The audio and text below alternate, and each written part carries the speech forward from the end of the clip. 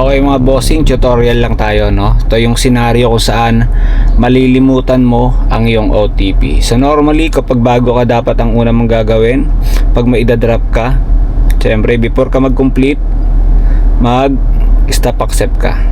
Okay? So dahil nalimutan mo mag stop accept o kaya naman ikaw ay naka auto accept, ang mangyayari malilimutan mo yung OTP. So ano yung dapat mong gawin? Okay, scan mo yan. Okay, so next mong gagawin is done 3490.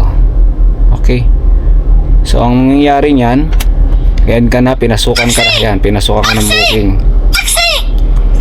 So ang gagawin mo, dahil nalimutan mo, confirm mo na to 3490. So may next booking ka na, so natabunan na siya, no? So nawala yung OTP mo, nalimutan mo. Ang gawin mo lang, i-off mo lang yung screen mo. Ayun, check mo tong notification, then makikita mo yan. Ayun, ito siya. So 3490, enter mo siya. Yan lang guys, no? Just in case malimutan mo yung OTP at pinasukan ka ng next booking mo.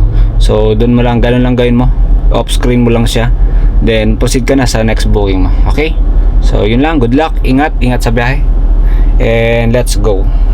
Alright, shoutout natin yan siyempre si Ma'am Russell Nobleza. So isa sa mga followers ni Motolex. Salamat po, salamat.